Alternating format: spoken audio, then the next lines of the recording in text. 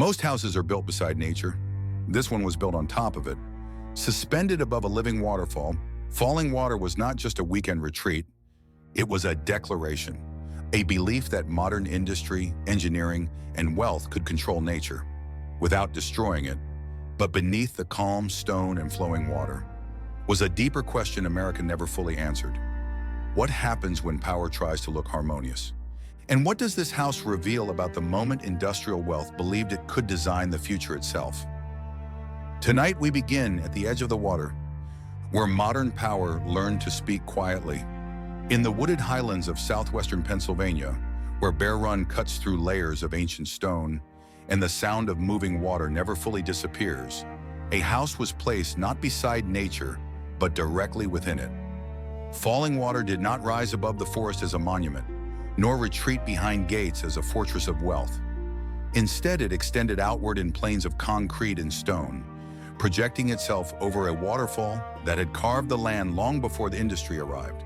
From the moment of its completion in the late 1930s, the house resisted easy classification.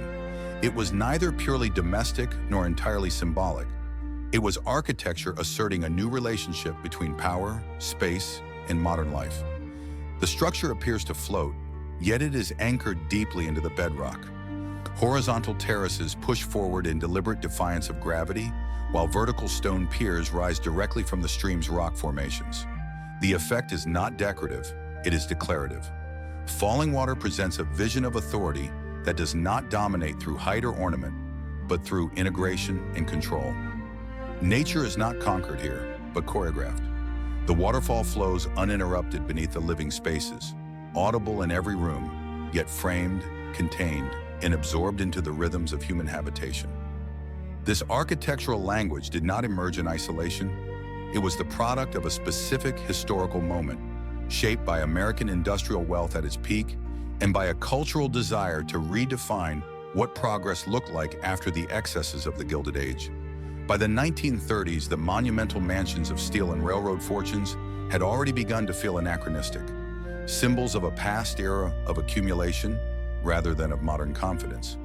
Fallingwater offered something different: restraint without modesty, innovation without apology, and power expressed through precision rather than scale. The house was commissioned by Edgar J. Kaufman Sr., heir to a Pittsburgh-based department store empire whose wealth was inseparable from the industrial systems of steel, coal, and manufacturing that defined Western Pennsylvania. Kaufman was not a tycoon in the mold of the Vanderbilts or Rockefellers, but he belonged to the same economic ecosystem. His prosperity depended on the labor of industrial cities, the infrastructure of rail and energy, and the rhythms of mass production. Yet his aspirations leaned toward culture, education, and modern taste. Fallingwater would become a statement not of inherited aristocracy, but of industrial America's confidence in its own cultural maturity. Frank Lloyd Wright, already in his late 60s when he designed the house, understood this moment intuitively. After years of professional decline and public skepticism, Fallingwater marked a decisive return to relevance. Wright rejected the idea of placing the house across from the waterfall, as Kaufman had initially assumed. Instead, he positioned it above the cascade, asserting that true harmony required immersion rather than observation. The choice was architectural, but also philosophical. It suggested that modern life, fueled by industry and technology, could still find legitimacy through intimacy with the natural world, if guided by vision and control. Inside the house, space unfolds horizontally, rooms extending outward toward the forest rather than upward toward symbolic ceilings. Windows dissolve boundaries, corners open, and materials repeat with disciplined consistency. Stone quarried from the site reappears in floors, walls, and hearths, blurring distinctions between interior and exterior. Yet this is not a retreat into wilderness. The geometry is exacting, the engineering bold, and the construction dependent on advanced methods made possible by industrial knowledge. Reinforced concrete, steel supports, and precise calculations hold the illusion together. Fallingwater thus becomes an artifact of industrial wealth that no longer needs to announce itself loudly. Its authority is quiet, embedded in the confidence that mastery over materials and systems can be exercised subtly. The house does not display wealth through ornament or scale, but through risk, through the willingness to suspend heavy concrete slabs over moving water, trusting calculation, expertise, and control. This confidence reflects an America that had come to believe not only in production, but in design as a form of power. Yet even at the moment of its completion, Fallingwater carried tensions beneath its surface. The same industrial forces that enabled its construction were reshaping American society in ways that architecture alone could not reconcile. Labor unrest, economic inequality, and environmental transformation were inseparable from the wealth that funded such experiments in modern living. The house appears serene, but it is built upon an economy of extraction and consumption that extended far beyond Bear Run's quiet stream. As visitors approach Fallingwater, they do not encounter a grand facade. The entrance is modest, almost withheld, revealing itself gradually through controlled movement and compressed space. Authority here is not immediate. It unfolds through experience. This spatial choreography mirrors the cultural confidence of interwar America, a nation learning to express power through systems, planning, and integration rather than through spectacle alone. Fallingwater endures not simply as a masterpiece of modern architecture, but as a document of its time. It reveals how industrial wealth sought legitimacy through cultural refinement, how modernism offered a language of restraint without surrender, and how space itself could become a medium through which authority was exercised quietly and persistently. Before it was celebrated as an icon, before it entered textbooks and museums, it stood as a lived environment, a private retreat that carried within it the assumptions, ambitions, and contradictions of modern industrial America. The house at Bear Run cannot be understood apart from the economic environment that made it possible. Fallingwater emerged not from aristocratic inheritance or feudal landholding, but from a distinctly American system of industrial commerce that had matured by the early 20th century. Edgar J. Kaufman Sr.'s fortune was built through retail distribution, through the movement of manufactured goods from industrial centers into the hands of a growing middle class. Kaufman's department store in Pittsburgh functioned as both a commercial hub and a cultural institution, selling not only products, but ideas of modern life, comfort, and refinement. In this sense, Fallingwater was not a departure from Kaufman's business identity, but its architectural extension. Pittsburgh itself shaped the conditions that allowed such a commission. The city was a center of steel production, heavy manufacturing, and energy infrastructure. Its wealth was inseparable from smoke-filled skies, river traffic, and labor-intensive mills. By the 1930s, however, the industrial elite of the region faced a problem of legitimacy. The grandeur of earlier mansions, with their classical facades and European references, increasingly felt disconnected from the realities of a mechanized, rationalized society. There was a growing desire among some industrial patrons to align wealth with modern values, efficiency, innovation, and progress, rather than with historical imitation. Kaufman was particularly receptive to these ideas. His involvement with Frank Lloyd Wright began through education rather than patronage. Kaufman had encouraged his son, Edgar Jr., to study at Wright's Taliesin Fellowship, where architecture was taught not as a trade, but as a way of thinking about society, nature, and human behavior. Through this connection, Kaufman encountered an architectural philosophy that promised to reconcile industry with culture. Wright's concept of organic architecture offered a language that could absorb industrial materials without surrendering to industrial harshness. Fallingwater thus became a site where industrial wealth attempted to redefine itself. The house is often described as a retreat, yet it was deeply connected to systems of production. The reinforced concrete terraces relied on industrial processes refined through decades of engineering experimentation. Steel reinforcement, precise formwork, and structural calculation were essential to realizing Wright's vision. These were not artisanal techniques, but products of an industrial world confident in its technical mastery. At the same time, the aesthetic restraint of Fallingwater signaled a rejection of ostentation. Kaufman did not seek a mansion filled with imported ornament or historical replicas.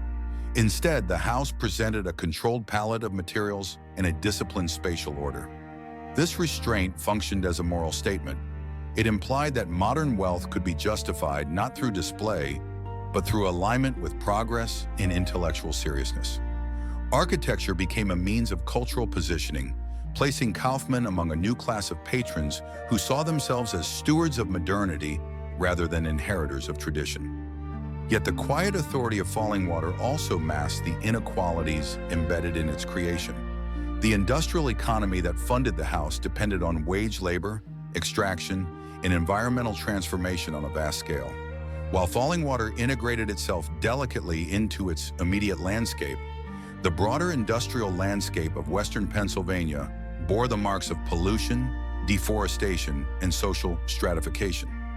The house offered a selective reconciliation with nature, one that framed the natural world as a curated experience rather than as an ecosystem shaped by industrial demands.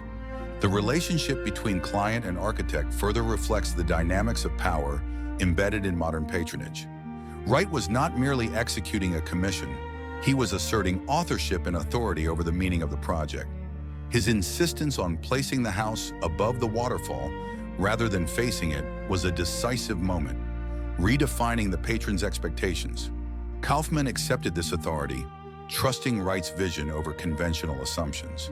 In doing so, he aligned himself with an architectural ideology that privileged expertise and creative leadership, values increasingly important in an industrial society governed by specialists.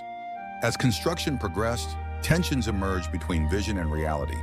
Structural concerns about the cantilevered terraces led to disputes between Wright, the engineers, and the Kaufman family.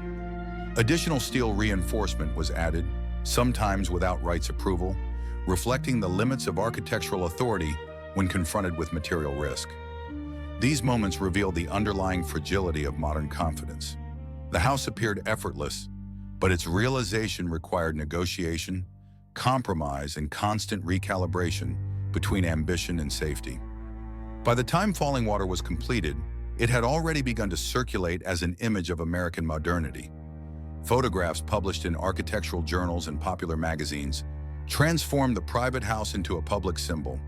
It represented an America that believed its industrial wealth could generate not only economic dominance, but cultural leadership.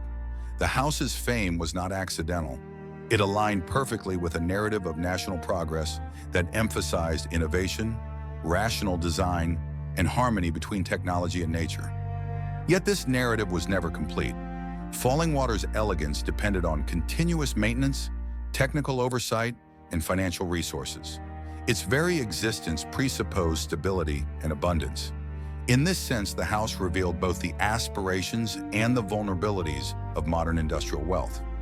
It stood as proof of what could be achieved under favorable conditions, while quietly reminding observers that such achievements were inseparable from the systems of power that extended far beyond the forested stream below. As decades passed, Fallingwater would outlive its original function as a private residence, transitioning into a preserved site of cultural memory. This transformation raises questions about legacy and preservation, about how industrial wealth is remembered once its economic context shifts. The house remains, but the industrial world that produced it has changed profoundly. Steel mills closed, retail systems evolved, and the social confidence of early 20th century industrial America gave way to more complex reckonings with power and responsibility.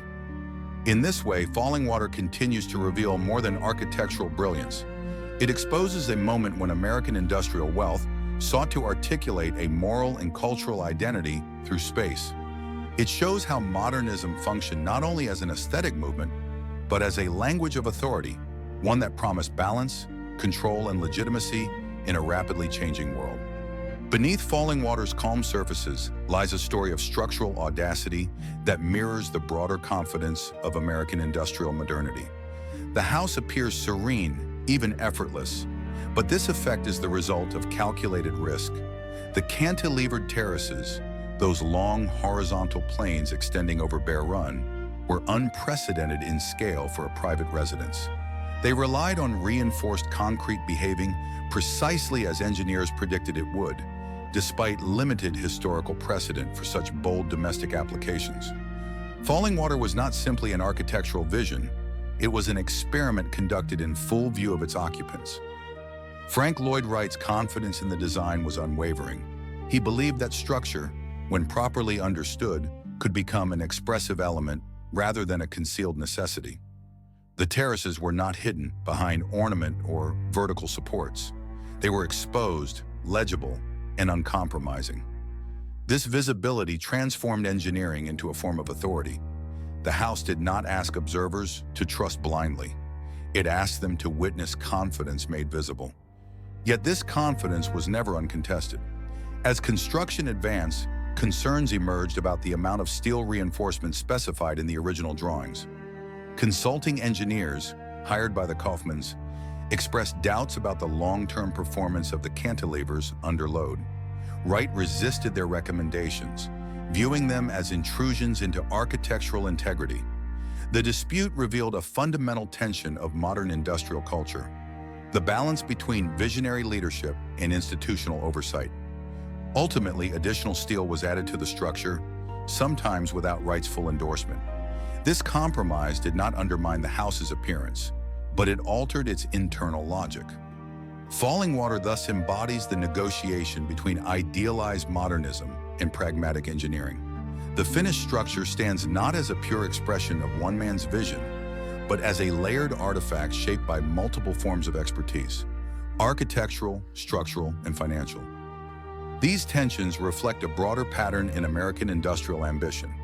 The early 20th century was marked by faith in systems, calculations, and professional specialization. Bridges, factories, and skyscrapers reshaped cities and landscapes with unprecedented speed. Fallingwater belongs to this lineage, albeit in miniature. Its terraces echo the logic of industrial infrastructure, translated into domestic space. The house suggests that the same principles governing dams and factories could be adapted to create intimate environments, provided they were guided by taste and intention.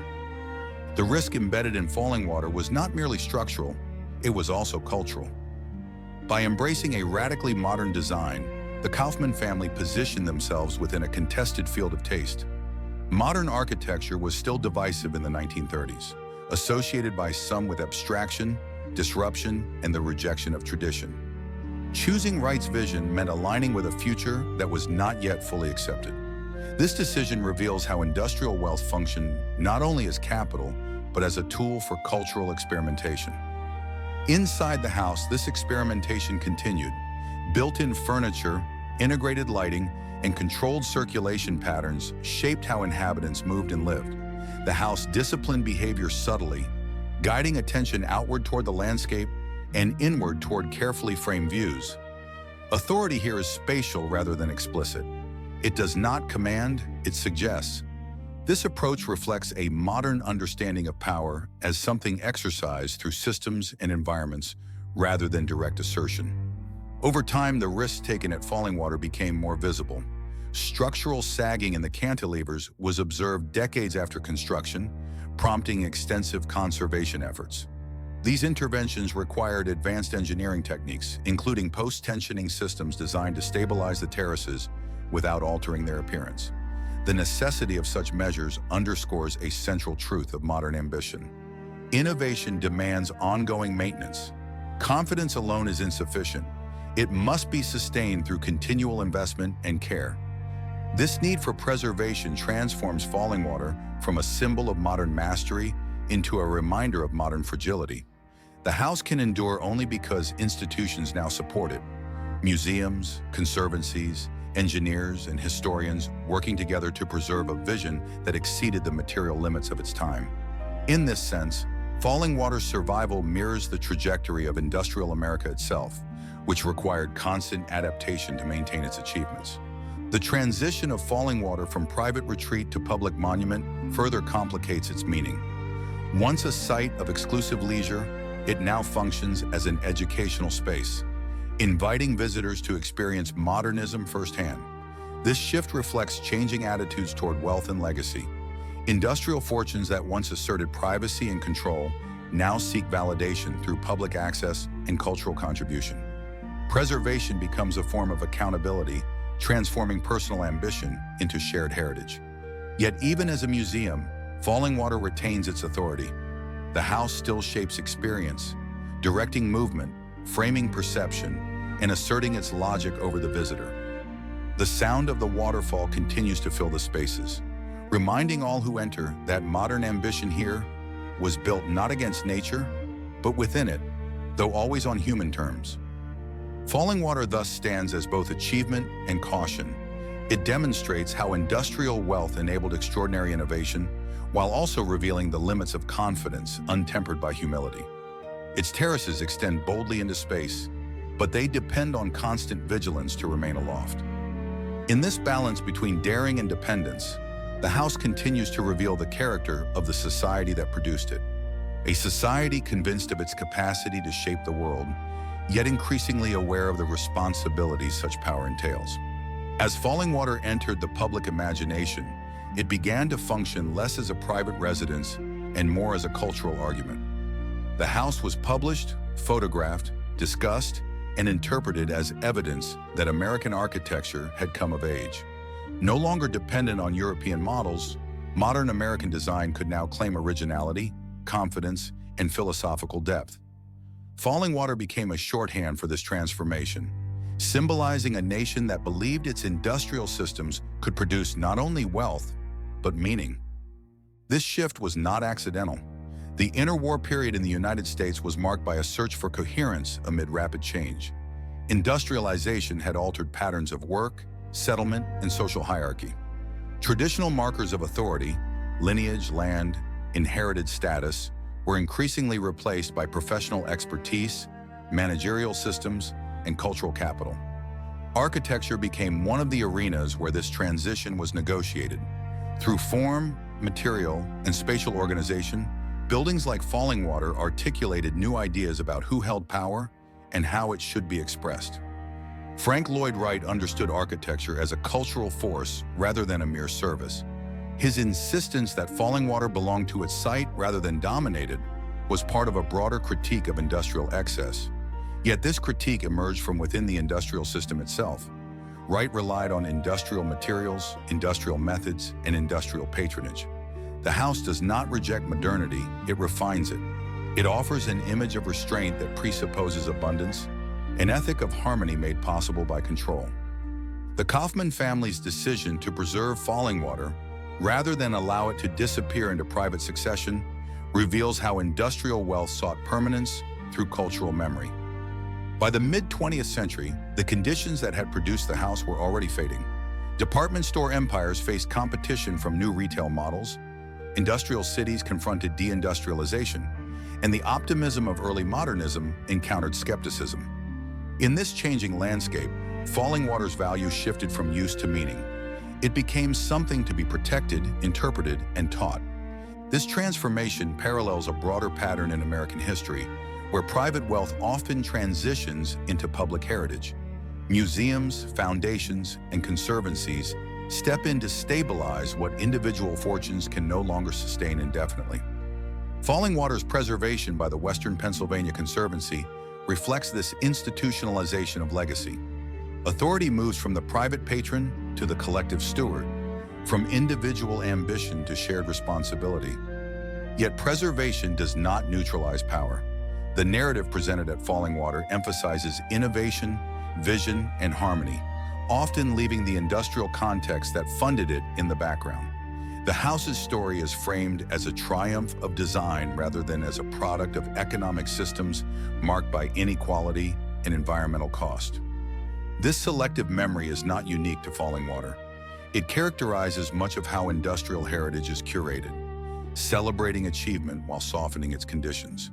Even so, Fallingwater's continued relevance lies in its capacity to provoke reflection. Visitors experience the beauty of the house, but they also encounter its demands. The narrow passages, low ceilings, and disciplined spatial sequences require adaptation. Comfort here is deliberate, not indulgent. This experiential quality distinguishes Fallingwater from earlier displays of wealth. It does not overwhelm with scale or ornament. It persuades through coherence. In doing so, it models a form of authority that aligns with modern values of system, process, and design intelligence. The house also reveals how modernism functioned as a unifying language for a fragmented society. By emphasizing universal principles, geometry, proportion, integration with nature, modern architecture claimed a neutrality that masked its social specificity. Fallingwater presents itself as timeless, yet it is deeply rooted in a particular historical moment when American industrial power sought cultural legitimacy. Its apparent universality is part of its persuasive strength. As the 20th century progressed, Fallingwater's image endured even as the industrial landscape around it changed. Factories closed, economic centers shifted, and the confidence that once underpinned industrial modernity eroded. Yet the house remained, carefully maintained, increasingly abstracted from the conditions of its origin. This endurance raises questions about what societies choose to remember and why. Fallingwater survives not only because it is beautiful, but because it fits a narrative of American ingenuity that remains useful. In this sense, the house reveals the long-term consequences of historical power. Industrial wealth shaped landscapes, cities, and cultural institutions in ways that persist long after its economic dominance fades.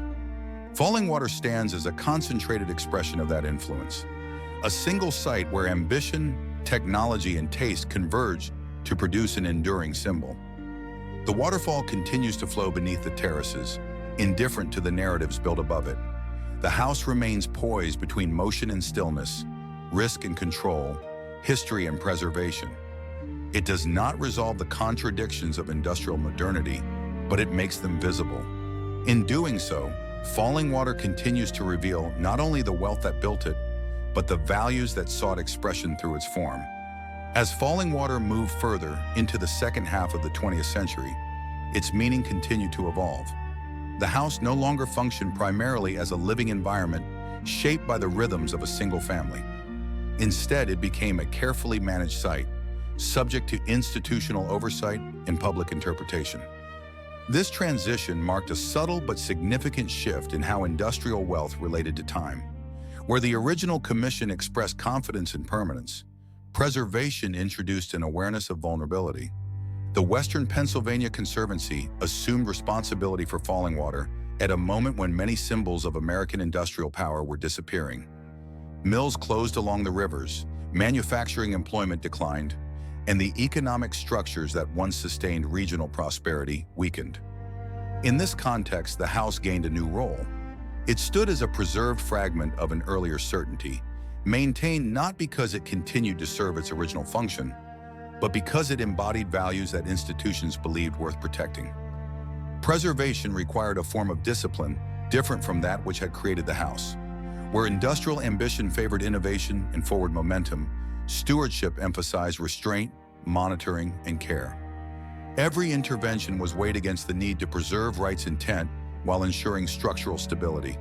This balancing act reflects a broader historical shift in how power is exercised. Less through expansion, more through management. Fallingwater's survival depends not on boldness, but on vigilance. The process of conservation also revealed how deeply the house relied on systems beyond its immediate setting. Environmental monitoring, climate control, structural reinforcement, and visitor regulation became essential. The house that once symbolized seamless integration with nature now required technological mediation to maintain that appearance. This irony underscores a central lesson of modern industrial culture. Control over nature often demands increasing layers of technical support.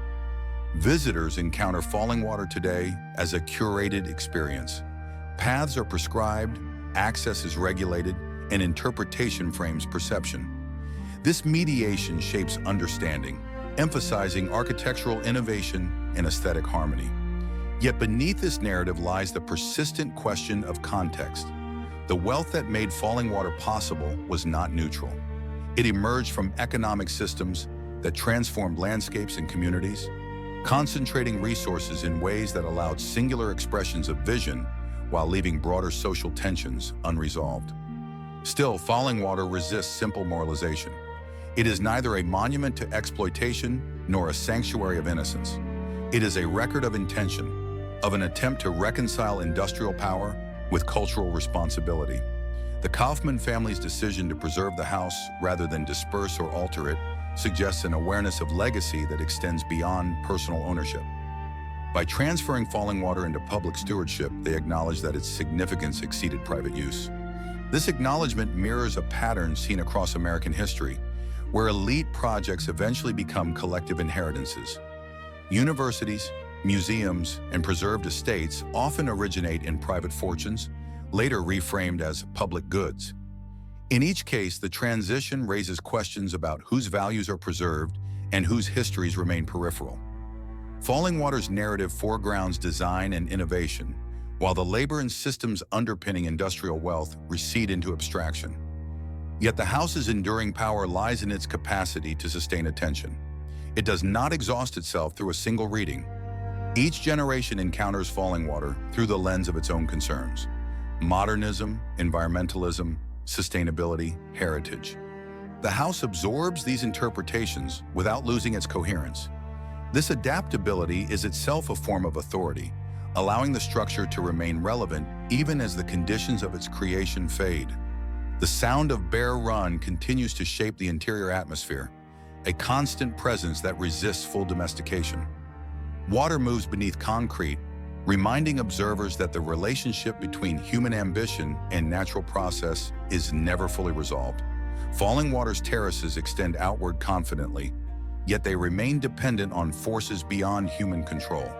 This tension is not a flaw, it is the essence of the house's meaning. In this way, Fallingwater reveals the afterlife of industrial confidence. It shows how ambition, once expressed through construction, persists through preservation.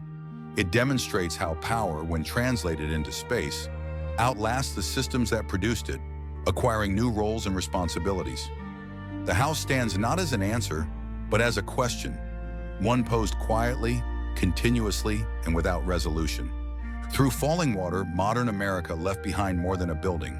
It left a trace of how it understood itself at a moment of extraordinary confidence, how it believed design could harmonize power and restraint, technology and nature, wealth and meaning. That belief remains embedded in stone and concrete, suspended above flowing water, waiting to be encountered again. To understand Fallingwater fully, one must consider not only the house itself, but the landscape it inhabits and reshapes. Bear Run was never untouched wilderness.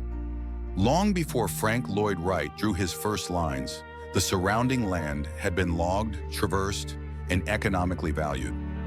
The forested hills of southwestern Pennsylvania were part of a region shaped by extraction, timber, coal, water power, resources that fed the industrial growth of nearby cities. Fallingwater's setting appears timeless, yet it exists within a landscape already altered by human intention. Wright's decision to embed the house into this terrain was therefore not a retreat from history, but a reframing of it. The architecture does not erase the industrial past of the region. It overlays it with a new aesthetic order. Stone is quarried, shaped, and disciplined. Water is allowed to flow, but only where it can be seen and heard in ways that enhance human experience. Nature is present, but it is curated. This balance reflects a modern understanding of control, one that avoids overt domination while maintaining authority through design. The approach to Fallingwater reinforces this relationship. Visitors do not immediately see the waterfall. Instead, they are guided through forest paths, their view carefully delayed. The reveal is orchestrated, ensuring that the first encounter feels earned rather than imposed.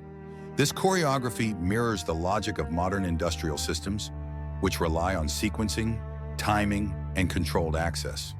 Even leisure becomes a managed experience. Within the house, this management continues. Windows frame specific views, directing attention outward while limiting distraction.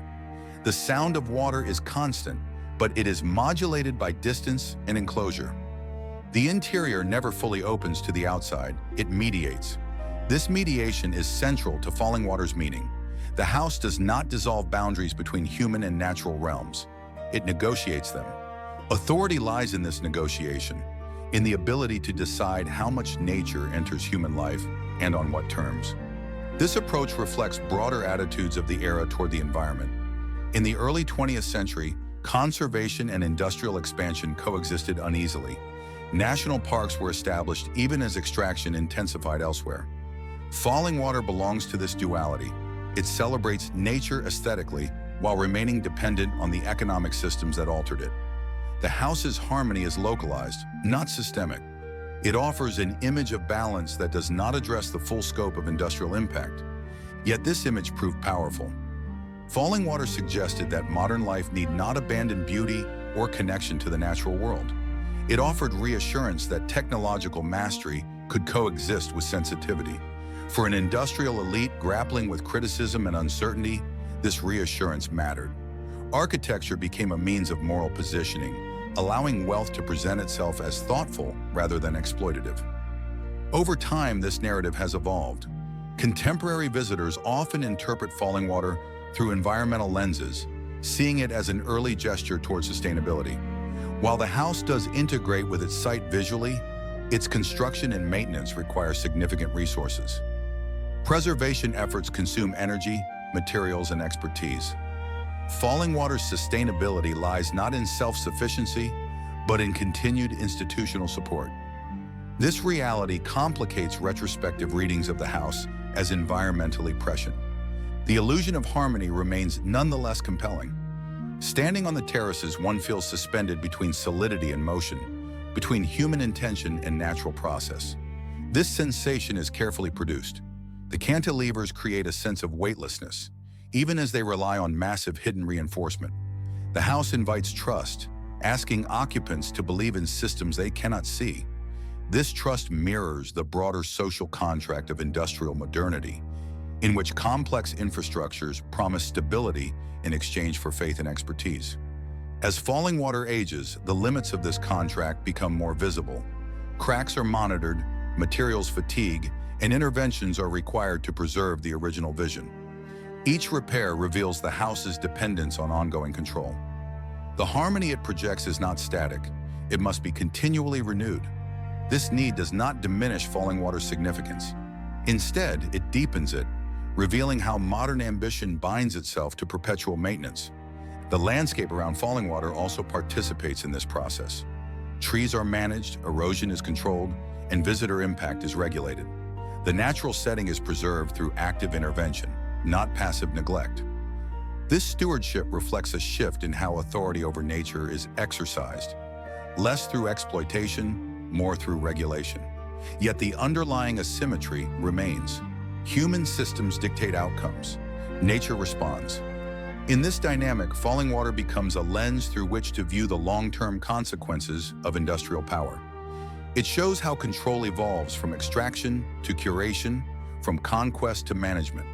The house stands as a testament to a moment when American industrial wealth believed it could design not only buildings, but relationships between people, technology, and the natural world. That belief persists in subtle ways. Each visitor who walks through Fallingwater participates in its narrative, experiencing the confidence and care embedded in its spaces. The waterfall continues to flow, indifferent to interpretation, yet inseparable from the architecture above it. Together, house and landscape tell a story not of resolution, but of ongoing negotiation, a negotiation that defines modernity itself. As Fallingwater settled into its role as a preserved site, it entered a realm governed less by private intention and more by collective memory. Preservation is never neutral. It selects, emphasizes, and stabilizes certain narratives while allowing others to fade. In the case of Fallingwater, the dominant narrative has long centered on architectural genius, modernist innovation, and aesthetic harmony. These themes are accurate, yet they are also incomplete. What is preserved is not only a structure, but a particular interpretation of American industrial confidence. The authority of Fallingwater today rests in its status as an icon. Designations, accolades, and scholarly attention reinforce its position within a canon of modern architecture. UNESCO recognition, museum stewardship, and academic study confer legitimacy, transforming the house into a reference point rather than a lived environment. This elevation changes how power operates within the site. Authority shifts from ownership to interpretation, from use to meaning. Interpretation, however, is shaped by institutional priorities. Guides, publications, and exhibitions frame Fallingwater as a triumph of integration and vision. The narrative privileges creativity and foresight. often abstracting the economic conditions that enabled such ambition. This abstraction is not deceptive, but it is selective. Industrial wealth becomes background context rather than central subject, its complexity softened by time. This process mirrors how societies often handle the material remains of power. Once the immediacy of inequality and conflict recedes, architecture is reclassified as culture. Structures once embedded in systems of dominance are recoded as heritage, admired for form rather than function. Fallingwater's transformation follows this pattern. The house is celebrated for what it reveals about design, while what it reveals about industrial hierarchies requires more deliberate excavation. Yet the site itself resists total domestication by narrative. The physical experience of Fallingwater remains demanding. The narrow stairs, low ceilings, and constrained circulation challenge conventional expectations of comfort. Visitors must adapt their bodies to the space, not the other way around. This embodied experience preserves an element of Wright's original authority, reminding occupants that the house was designed to shape behavior, not merely to please. This shaping of behavior is political in subtle ways. Fallingwater models a vision of order, coherence, and control. It suggests that complexity can be resolved through design, that competing forces, nature and industry, freedom and structure, can be harmonized through intelligence. This vision aligns closely with managerial ideologies that emerged alongside industrial modernity. Expertise becomes the mediator, design the instrument. The house's continued prominence thus reinforces a particular understanding of progress. It implies that problems can be solved aesthetically, that tensions can be resolved spatially. While this belief has inspired generations of architects and thinkers, it also carries limits. Not all conflicts yield to design, and not all systems respond to harmony. Fallingwater's elegance can obscure these realities, inviting admiration without demanding reckoning. Nevertheless, the house endures precisely because it sustains ambiguity. It does not declare its meaning explicitly. It allows visitors to project concerns and values onto its surfaces. For some, it is a symbol of environmental sensitivity. For others, a testament to human ingenuity. For still others, a reminder of concentrated privilege. These readings coexist, layered like the stone and concrete from which the house is built. As time passes, this multiplicity becomes more pronounced. Fallingwater is no longer anchored solely to the world that produced it. It circulates globally as an image, reproduced in textbooks, films, and digital media. Detached from its regional industrial context, it functions as a universal sign of modernism. This circulation extends its authority while further distancing it from the specific economic systems that funded its creation. Yet the site itself remains grounded in place. The surrounding hills, the sound of water, and the material textures resist abstraction. They insist on presence. This insistence anchors Fallingwater, preventing it from becoming purely symbolic. The house cannot be fully understood without standing within it, feeling the weight of concrete above moving water, sensing the careful balance between openness and enclosure. In this tension between image and experience lies Fallingwater's enduring power. It operates simultaneously as artifact and argument, as preserved object and active participant in cultural discourse. Its authority is not static. It is renewed with each encounter, shaped by the questions visitors bring with them. Fallingwater thus reveals how historical power persists through memory. Industrial wealth, once expressed through construction, continues to exert influence through preservation and interpretation. The house stands as a reminder that power does not vanish when its economic base shifts. It transforms, embedding itself in culture, education, and heritage.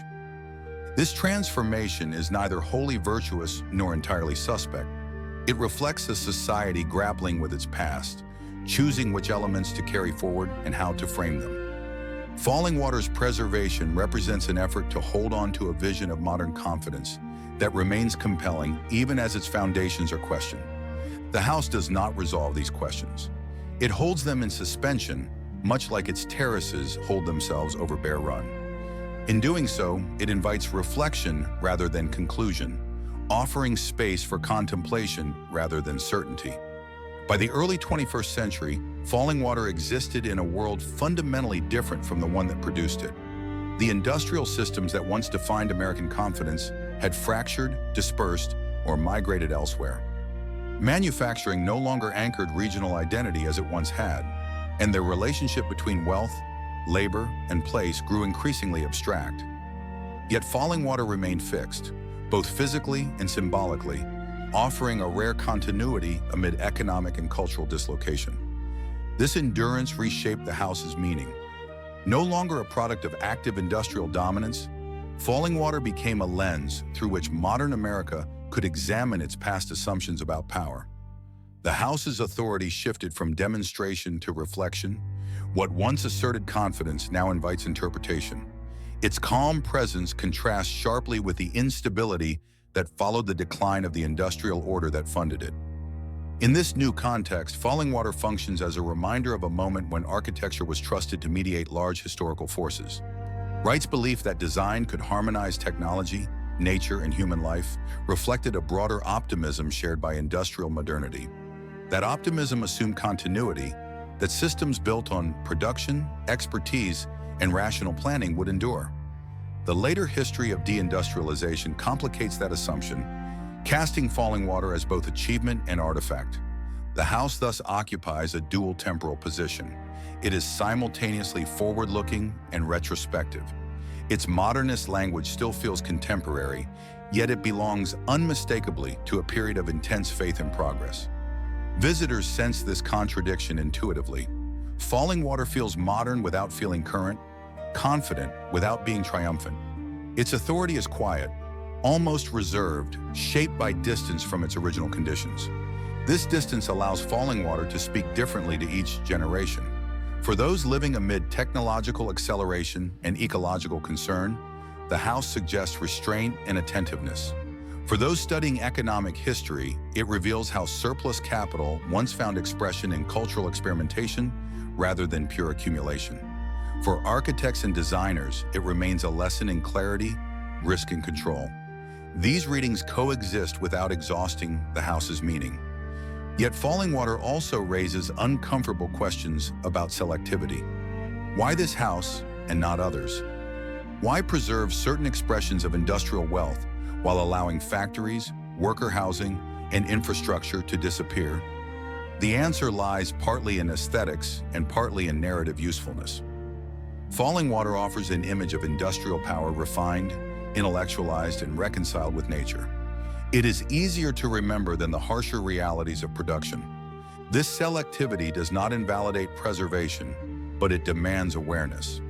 Fallingwater's continued prominence highlights how cultural memory privileges certain forms of power over others. Architecture that translates wealth into beauty is more likely to survive than structures that expose its costs directly. The house's elegance thus becomes part of its authority, shaping not only perception, but remembrance. Still, Fallingwater does not erase the industrial world that enabled it. Traces remain in material choices, engineering solutions, and the very concept of leisure that the house embodies. To build a retreat of such ambition required an economy capable of sustaining surplus beyond necessity. Fallingwater stands as evidence of that surplus, condensed into a single, carefully articulated form. As modern audiences encounter Fallingwater, they do so within an interpretive framework shaped by institutions, scholarship, and media. Yet the house retains a capacity to unsettle.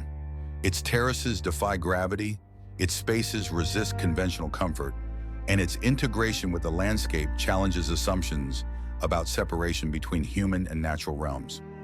These qualities prevent Fallingwater from becoming merely decorative. They demand engagement. In this engagement lies the house's continuing relevance. Fallingwater does not instruct, it presents. It does not moralize, it reveals. It shows how authority once flowed through design, how wealth sought expression through restraint, and how confidence manifested not in excess, but in precision. These lessons remain legible even as the world that produced them recedes. The waterfall continues its course, indifferent to interpretation. The house above it remains suspended between eras, neither fully of the past nor entirely of the present. In this suspension, Fallingwater fulfills its enduring role, not as a relic of industrial triumph, but as a site where modern America can quietly confront the assumptions that shaped its rise. In the final decades of its second century, Fallingwater stands as a rare example of authority that no longer seeks expansion. Unlike the industrial systems that once required constant growth, extraction, and territorial reach, the house persists through limitation. Its boundaries are fixed, its form complete, its ambitions already realized. What remains is not momentum, but presence. This distinction marks an important shift in how power is understood over time. Industrial wealth, in its active phase, expresses itself through accumulation and extension.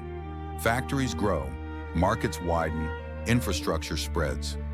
Fallingwater represents the moment after that impulse has been fulfilled, when power turns inward and seeks coherence rather than conquest. The house does not demand attention through scale or dominance. Instead, it holds attention through balance. This restraint has become one of its most enduring qualities. The Kaufman family's role in this transition is essential. By choosing preservation over privatization, they allowed Fallingwater to enter a different economy, one governed by cultural value rather than market return. The house no longer produces profit in the conventional sense. It produces meaning, education, and continuity. This shift reflects a broader pattern in how elite legacies are stabilized once their economic engines slow. Authority is converted into stewardship. Stewardship, however, does not eliminate hierarchy. Decisions about access, interpretation, and maintenance remain concentrated within institutions. The public encounters Fallingwater through carefully designed pathways, narratives, and schedules. This structure ensures preservation, but also reinforces a controlled experience. Even in its most democratic phase, Fallingwater maintains order. Authority persists, though it now operates quietly, embedded in systems rather than asserted through ownership. This quiet authority aligns with the house's architectural logic. From the beginning, Fallingwater expressed power indirectly, through alignment, proportion, and integration, rather than overt display. Its preservation extends this logic into time. The house endures not because it overwhelms, but because it adapts. Each generation finds a way to sustain it without fundamentally altering its character. Yet adaptation has limits. Fallingwater cannot be fully reconciled with contemporary concerns without distortion. Its construction relied on assumptions about resource availability and environmental impact that no longer hold unquestioned legitimacy. Preserving the house requires acknowledging these assumptions rather than erasing them. In this acknowledgement lies a deeper form of historical honesty. The house's continued relevance depends on this honesty. Fallingwater need not be idealized to be valued.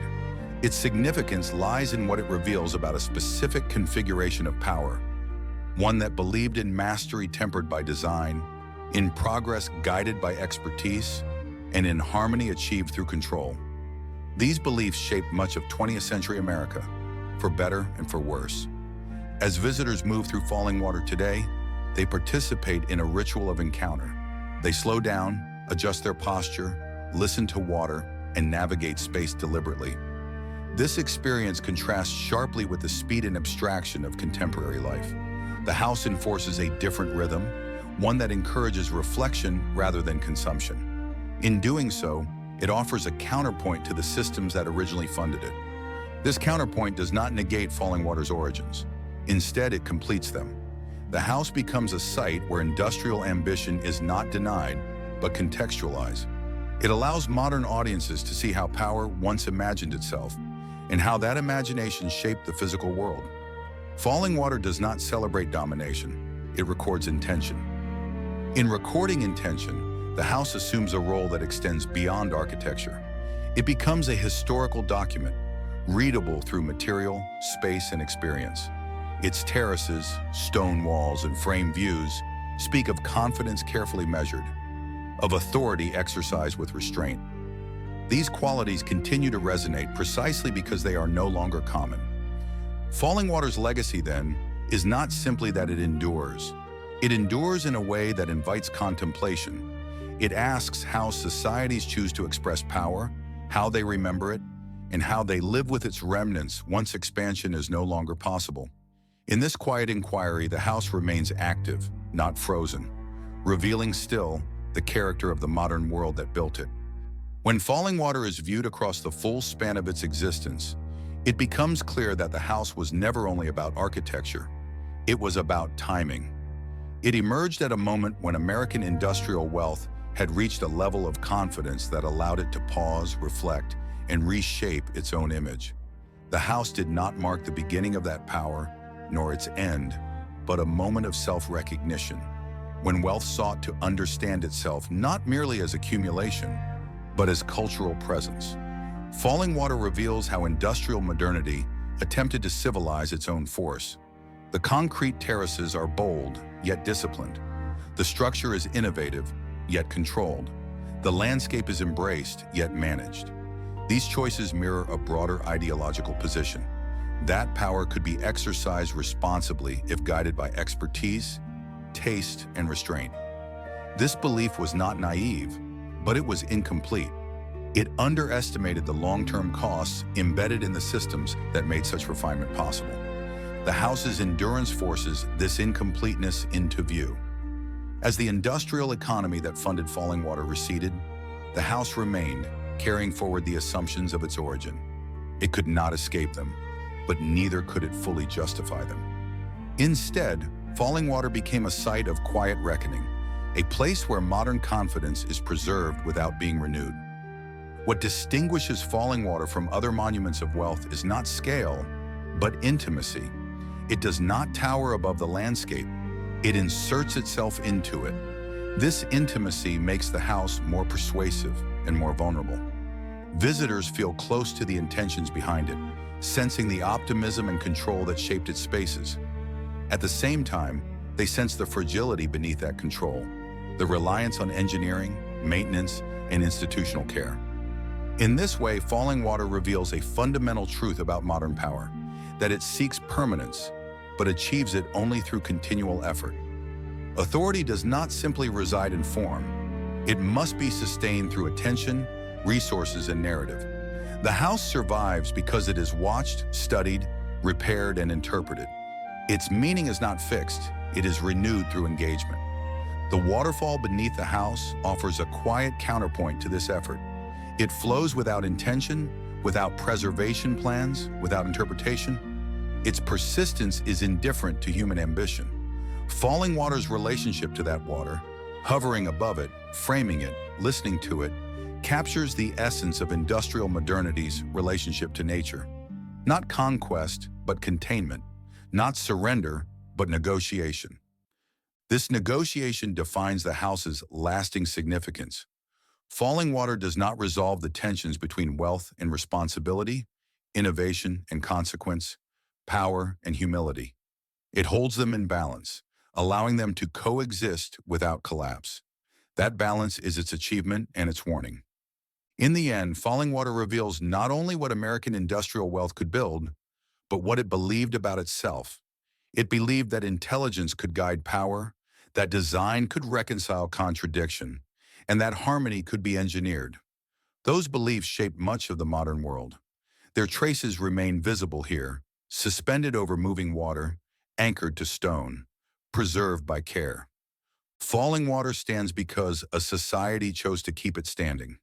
In doing so, it chose to remember a particular moment of confidence, neither fully celebrating it nor fully dismantling it.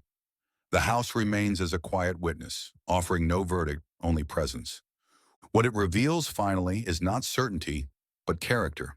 A character defined by ambition, tempered by restraint, by mastery shadowed by dependence, and by power that learned, briefly, to speak in a calm voice.